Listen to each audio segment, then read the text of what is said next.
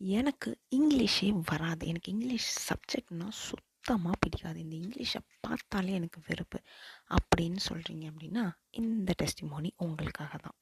So recent டேஸில் என்னோடய ஃப்ரெண்டுகிட்ட நான் சேட் பண்ணிகிட்டு இருக்கும்போது அந்த பொண்ணு வந்து என்ன சொன்னான்னா, உன்னோட இங்கிலீஷ் நல்லா இருக்குது, நல்லா எஸ்ஸே எழுதுவியா அப்படின்னு. ஸோ எனக்கு நான் செம்ம சிரிப்பு. ஏன் அப்படின்னு என்னோடய பேக்ரவுண்ட் டெஸ்டிமோனி நான் உங்களுக்கு சொல்கிறேன் கேளுங்க. ஸோ எனக்கு வந்து அப்போது 11th ஸ்டாண்டர்ட் நான் படிச்சுட்ருந்தேன். அப்போது ஹாஃப்லி எக்ஸாமுக்கு என்னோடய இங்கிலீஷ் மேம் என்னோடய பேப்பரை தராங்க.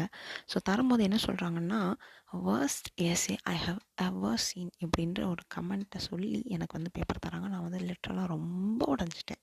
என்னால் தாங்கிக்கவே முடியல. பிகாஸ் நான் படிக்காமல் அந்த எஸ்ஸே எழுதியிருந்தால் கூட நான் வந்து அதை அக்செப்ட் பண்ணியிருப்பேன். பர்டிகுலராக அந்த எக்ஸாமுக்கு நான் அந்த எஸ்ஸே வந்து பயங்கரமாக படிச்சிருந்தேன்.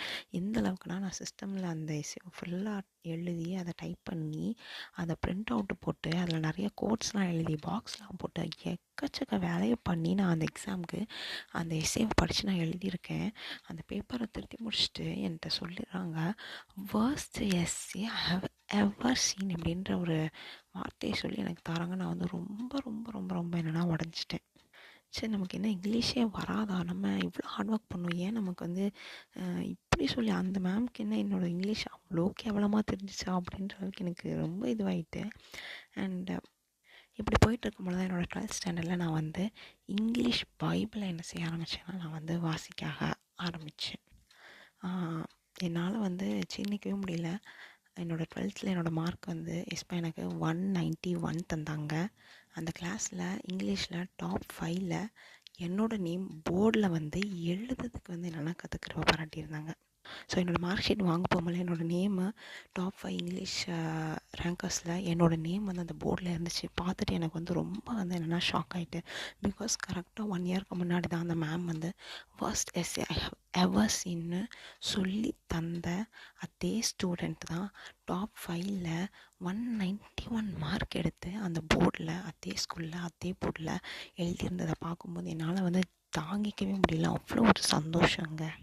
ஸோ இப்படி நாட்கள் போகும்போது என்னோடய காலேஜ் டேஸில் வந்து என்னென்னா இங்கிலீஷ் ப்ரெசன்டேஷன் ஒன்று உண்டு. ஸோ அதுக்கும் நான் என்னென்னா நல்லா ப்ரிப்பேர் பண்ணி ஸோ நான் வந்து என்னால் எந்த அளவுக்கு முடியுமோ அந்தளவுக்கு கிருபையினால் நான் வந்து நல்லபடியாக என்னென்னா ப்ரெசென்ட் பண்ணேன். ஸோ அப்போது அங்கே உள்ள இங்கிலீஷ் மேம் என்னை வந்து ஒரு வார்த்தை சொன்னாங்க. என்னென்னா, அப்படியே என்ன இன்னொரு ஆளாக நான் வந்து ஸ்டேஜில் பார்த்தேன். அந்தளவுக்கு you did it in an excellent manner, நீ செம்மையாக பண்ண அப்படின்னு சொல்லி எனக்கு வந்து அப்ரிஷியேட் பண்ணி என்னை வந்து இது பண்ணாங்க. ஸோ இட்ஸ் லைக் என்னை வந்து என்னால் தாங்கிக்க முடியல. என்னை வந்து worst essay I have ever சீன்னு சொன்ன அந்த காலத்துலேருந்து ஒரு இங்கிலீஷ் டீச்சர் மாதிரியே இன்னொரு இங்கிலீஷ் டீச்சரை நான் வந்து பார்த்தேன். அப்படியே என்ன வந்து நான் தத்ரூபமாக ஒன்று பார்த்தேன். அந்தளவுக்கு என்ன நீ வந்து நல்லா பண்ணேன்னு சொல்கிற அளவுக்கு ஒரு மனுஷியை வந்து ஜீரோலேருந்து ஹீரோ லெவலுக்கு கர்த்தர் வந்து மாற்ற முடியுமான்ற அளவுக்கு எனக்கு ஆச்சரியமாக இருந்துச்சு. எஸ் எஸ் எஸ் என்னோடய வாழ்க்கையில் அதை வந்து தேவன் செய்ய முடியும். நான் நிச்சயம் உங்களோட வாழ்க்கையிலையும் அதை வந்து செய்ய முடியுங்க. ஒருவேளை உங்களுக்கு இங்கிலீஷே வரல, எனக்கு எவ்வளவோ போராடி பார்த்துட்டேன் வரல அப்படின்னா, நீங்கள் இங்கிலீஷை போட்டு போராடுறதை விட ஜஸ்ட் இங்கிலீஷ் பைபிள் வாங்கி நீங்கள் இங்கிலீஷ் பைபிளை நீங்கள் வந்து வாசிக்க ஆரம்பிங்க.